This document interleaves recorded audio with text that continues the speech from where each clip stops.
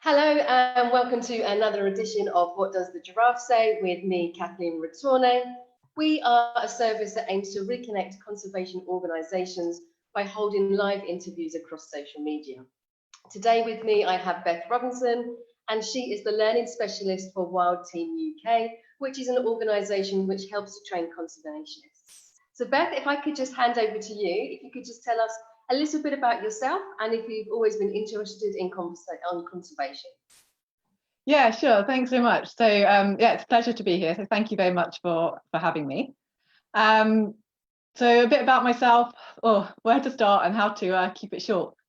I guess as a teenager, I was quite driven, but I didn't really know quite where to go. When I was 16, I did my work experience in a solicitor's and a vet's. Neither of which were for me.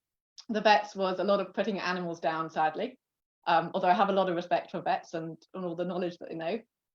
I was starting to become aware of the threats to wildlife, locally, nationally and internationally, but I still didn't really know what kind of jobs that could lead to, and I was keen to learn more about wildlife, animals in particular. So I studied zoology for my undergraduate, which was interesting. After that, I went off traveling, then came back and started to focus again. And I actually worked for a while on the Living Planet Index at London Zoo, the Institute of Zoology.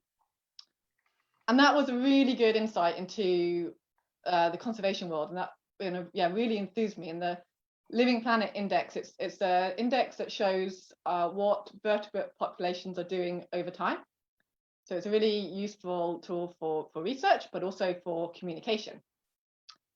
And after that, it was a bit of a wiggly path. I was lucky I got to explore lots of different things. So I worked for my local wildlife trust for a bit as a conservation officer.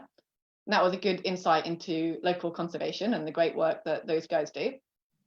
I also did a bit of ecological consultancy, which it was good because it fed my appetite for sitting and watching bats, which I was becoming a little bit obsessed with. So I enjoyed that. And then I did my master's in applied ecology and conservation, which I enjoyed way more than I expected to, actually. I kind of refound my inner geek and a really lovely bunch of people that I did it with. And I was lucky in that my dissertation project was fun, because that was setting up a citizen science monitoring project for bats in the city of Norwich in the east of England. That was really interesting, and that project since has evolved into a county-wide citizen science monitoring project for bats, getting really loads of good data, and that's run by the British Trust for Ornithology. And then, gosh, so I think at that point was a bit confused about what kind of jobs were in conservation, what I could do, where to go, as I'm sure many people are. There's lots of different options out there. And from there, I actually ended up applying for a PhD. I didn't expect to get it, and I wasn't sure if I wanted it, but it sounded like it was something that would interest me for 3 years. It was a supervisor or someone I knew of and respected. It was a topic which was very applied, which appealed, and it was in Cornwall by the sea. So all of those were ticks. So yeah, and I got it. And my PhD was about invasive plants and human wildlife interactions. So I'm really interested in how people connect with nature, what makes people disengage with nature. And I was particularly interested in the context with my PhD of gardens. The gardens are such an amazing space where, if we're lucky to have gardens, then we can connect with nature. But if we have plants which are kind of taking over, being annoying, then we might be tempted just to concrete over our garden, and then that has implications for well-being and for biodiversity. So and it's a great 3+ years. I developed a lot of skills in social science, which are really useful still, and yeah, got to meet lots of interesting conservationists. And then from there, I went on to get my job with WildTeam. I think you hit the nail on the head quite well there, actually, with a lot of the people that I speak with in conservation. They don't actually have a set path. You might come in thinking that you're going to do one thing, and then you end up doing something completely different and finding like your niche and your passion. So can you tell us a little bit more about what WildTeam UK actually do, what they're about, and your role within that? Yeah, certainly. So WildTeam UK, the kind of our purpose is to increase the work with other conservationists to increase their impact through providing skills. And WildTeam UK, we have a sister charity in Bangladesh, and the directors of WildTeam UK, 3 directors all used to work out for the Bangladesh charity, but now they're directors of the UK charity. And yeah, my involvement with WildTeam is, well, I hadn't heard of WildTeam when I applied for the job, but there were a few things that really appealed to me in the job description. So the first being that it was a small team, and the second being that half of the job description was the values of WildTeam. So the values of WildTeam are, well, they include believing in people, being grounded in reality, celebrating nature, and sort of acting fearlessly. So I thought, okay, well, these all sound good things. So if these are things that they actually do, then and I want to be a part of it. And it is, yeah, I do think we do well in sticking to those values. And so I guess it's a capacity building role. It's a capacity building charity. So we're looking to build the capacity of other conservationists. And that really appealed when I was looking at the job description. And it's something I'd been thinking about before my PhD. And I think there's so many amazing conservationists all around the world that are doing really good stuff. And experts, absolute experts in what they do. But a lot of conservationists come to where they are through an academic route. Not all, but a lot do. And the academic route doesn't always give you those core skills such as project management and strategy development. So WildTeam's role is to provide those professional skills for conservationists. And I see that as a sort of coming together of skills. So there's experts around the world working in conservation that doing great stuff, but by combining those skills with the skills that WildTeam can bring, it helps have more conservation impact. So that's something I really like. With WildTeam, we're always asking ourselves what can have the most conservation impact, and that really helps us focus on choosing the best thing to do, and the way that we're going to get there. So yeah, that's really fun. And I don't think I realized at the time so much, or maybe subconsciously when I was applying for the role, that how much I would enjoy the teaching side of things. So I come from a family of teachers, primary school teachers. I was the odd one out. But actually, I really enjoy finding creative and engaging ways to share skills and knowledge with other people, and it's something that I'm going to always continue to learn, because it's an endless world out there of learning to do that better. So yeah, that's something I think we're always looking to improve at, and we do well. I think with I've actually taken one of your courses. I did the project management for wildlife conservation, and one of the words you used actually summed it up quite nicely for me, which was focus.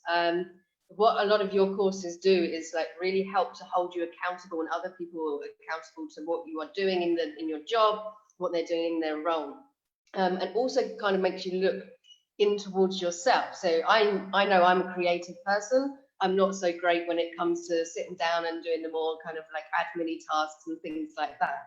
So having the structure actually then allowed me to actually be a lot more productive in the things that I'm doing. Is that similar feedback to what you get as well? Yeah, sort of everyone has to do project management, whatever role you have in an organization. You might be running the organization, or you might, be kind of at the other end of the spectrum, or both important roles.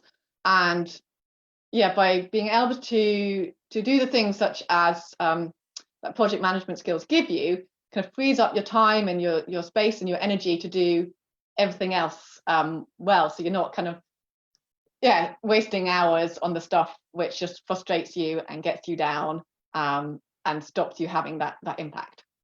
Yeah, for sure. Now, I know even before COVID hit, you had been offering online courses. Obviously, a lot of places are in shutdown now. How has that impacted what you're doing? Do you feel like that because you were already offering that, you were in a better position to kind of grow and build on that? And what advice would you offer to other people that are offering learning initiatives such as yourself? So to the first half of that, we've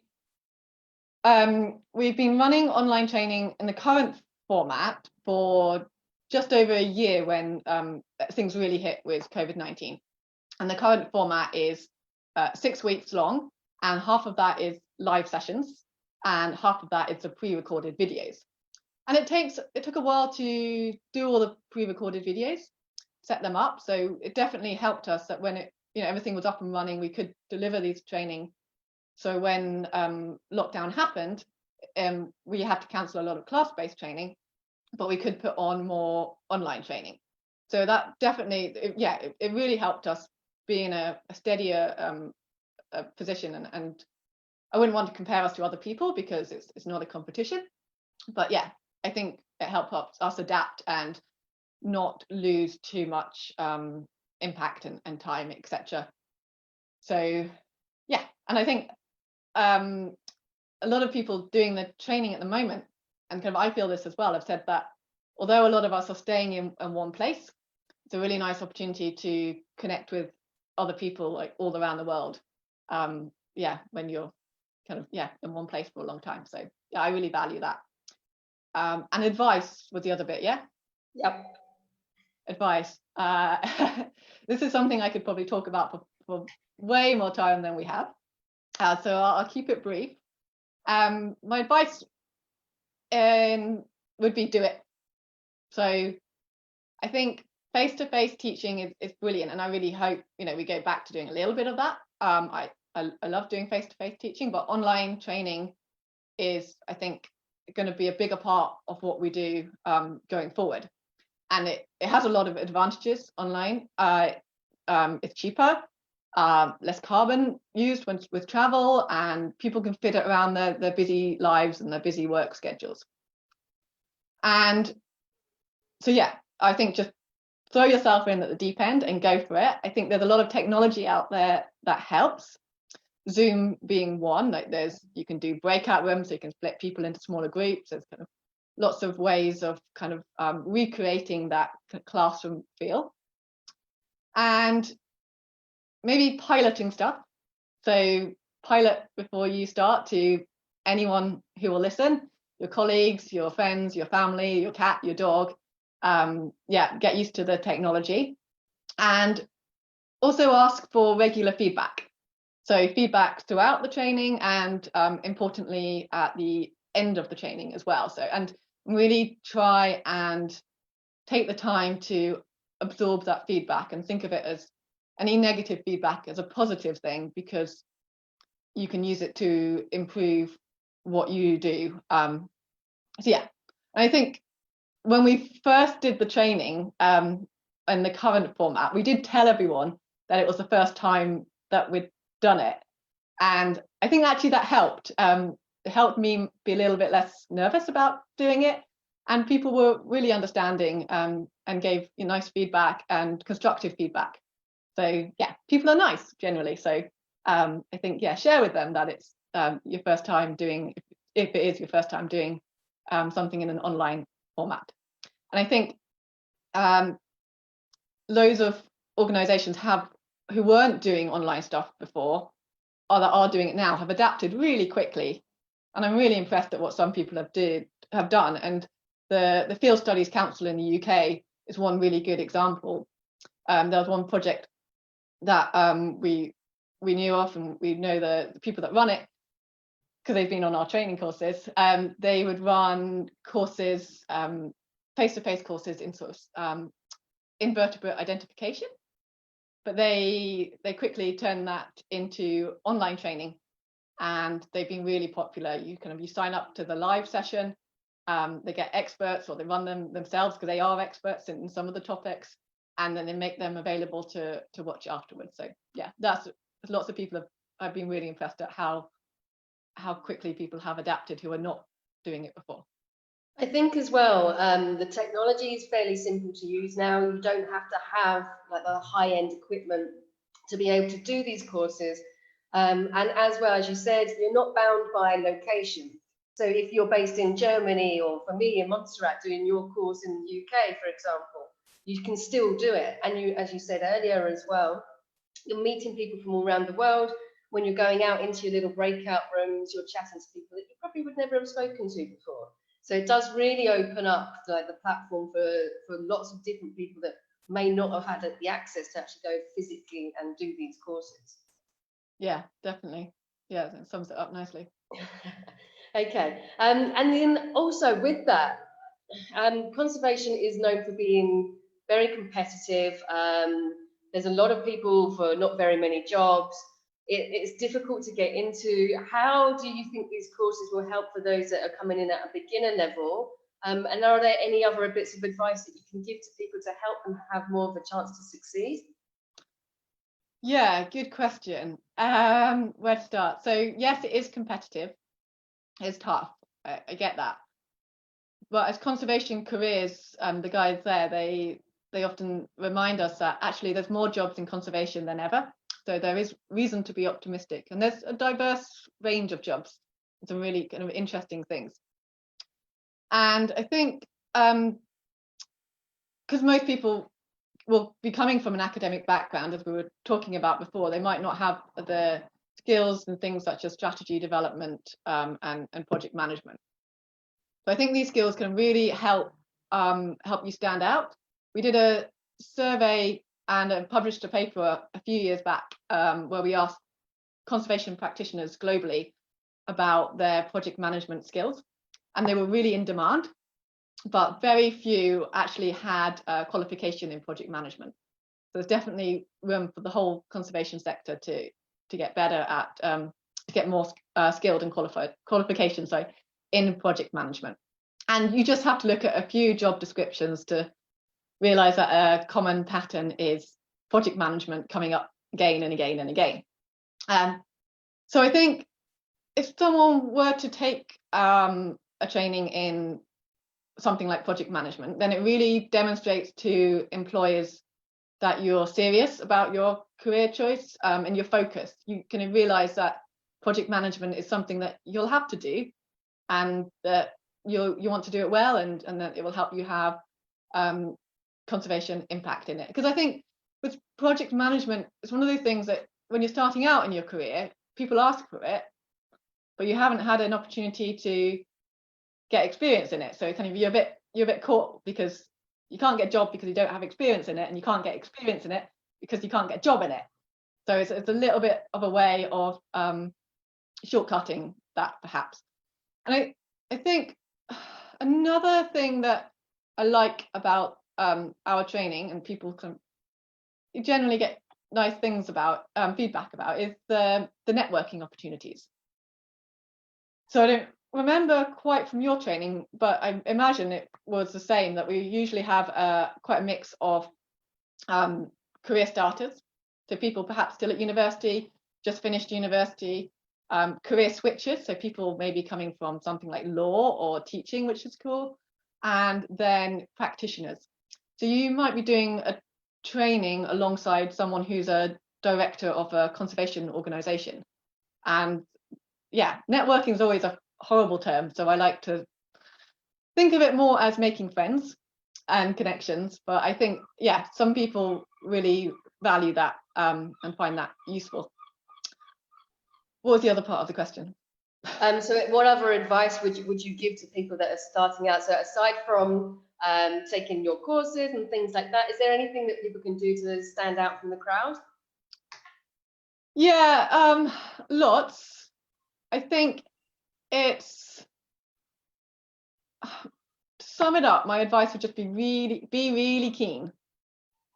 Read lots, and I know books are not the only thing you can do. Like, reading is not the substitute for real life, but reading is a good start, and reading really helps you get your teeth into the kind of things that are happening in the conservation world. So yeah, read, talk to lots of people, make opportunities for yourself.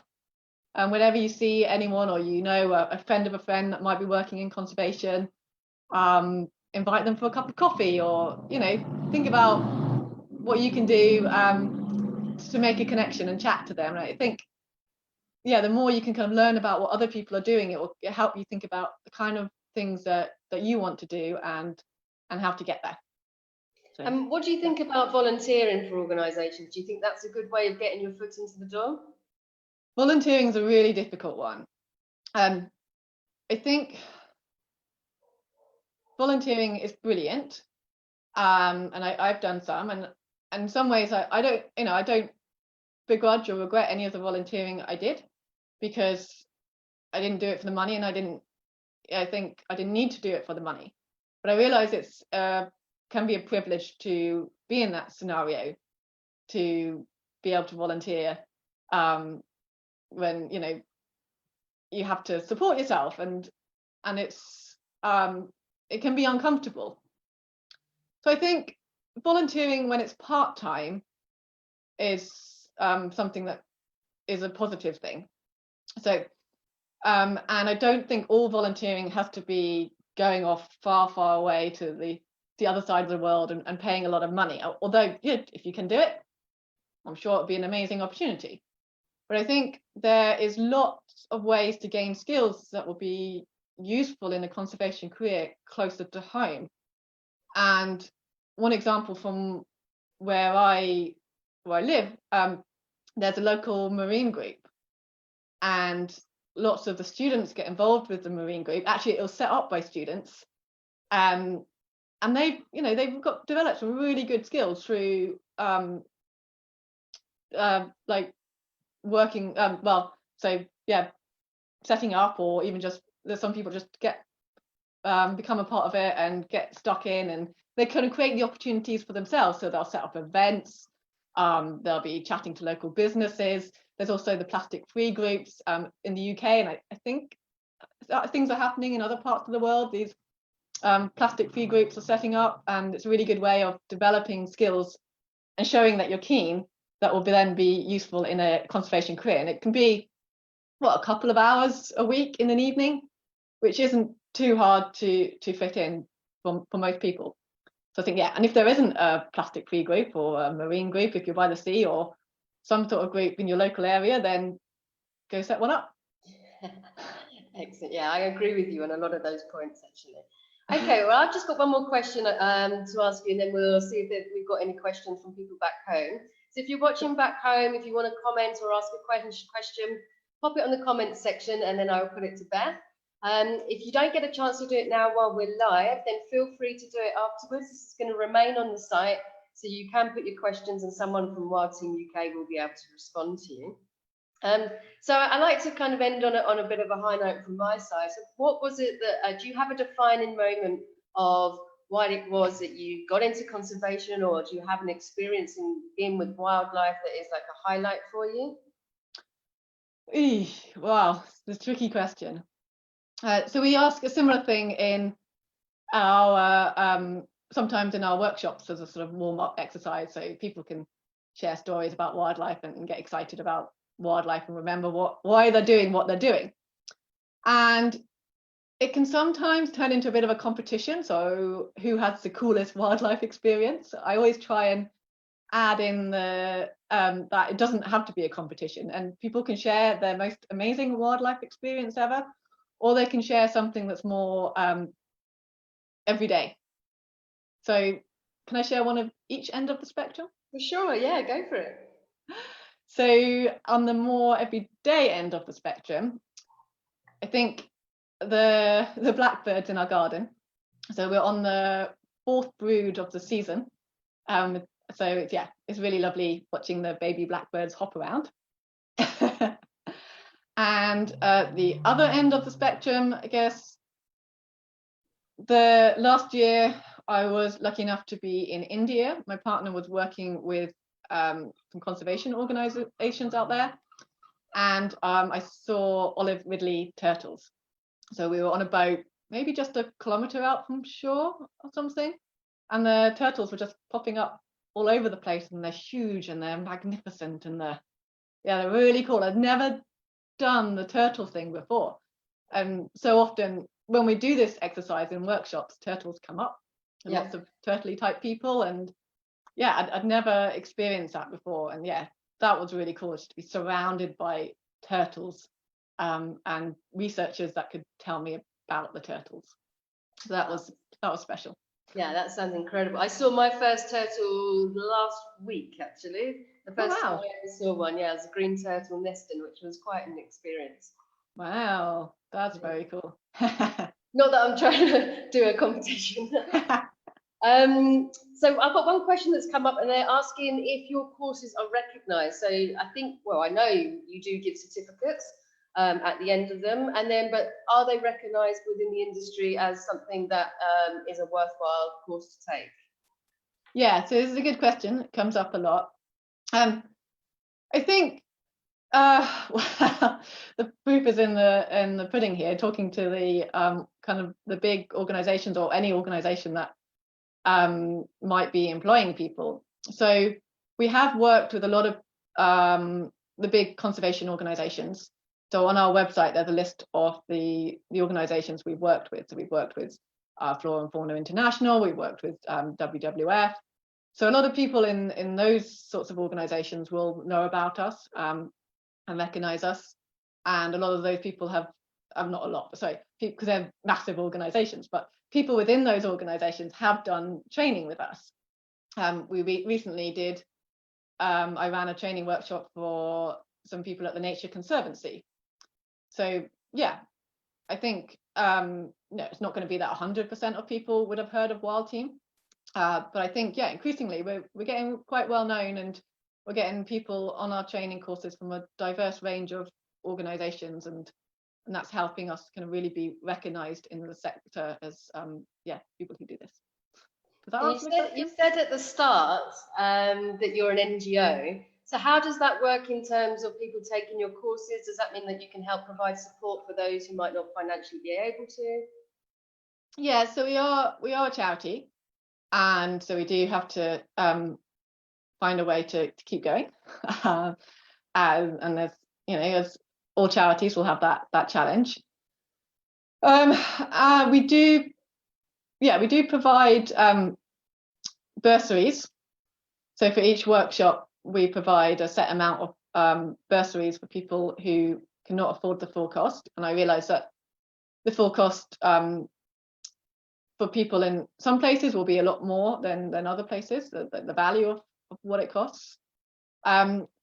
We provide certain discounts for, Conservation Careers members and Society of Conservation Biology members. We provide discounts for them. We're always trying to explore ways of providing support and helping people access the training, because I know it can be a barrier, and we're aware of that. We have to find the balance between can't provide everything for free because we're a charity.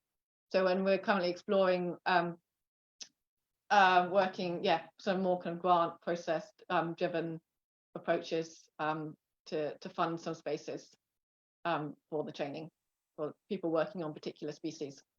So it's always something we're working on. Okay, awesome. Okay, well that's everything that I've got. Is there anything that you want to wrap up with, Beth? Just to say thank you very much. I think what the Giraffe says is a really cool initiative. I'm really impressed by what you've done and how you've set up this so quickly, and you seem to be doing Facebook Lives all of the time now. So thank you so much for inviting me. And it's been fun. No Surprisingly fun. problems. We've been loved having you on. So again, as I said, if you're watching back home at a later point, you do still put your questions in, because they will get back to you and be able to help you. And you'll also be able to find more information about their courses, etc., on their Facebook site. But Yeah, meanwhile, definitely. thank you everyone for tuning in today. I hope you've enjoyed it as much as I have, and have a good rest of the day. I'll see you Thanks later. for watching, everyone. Bye. Bye.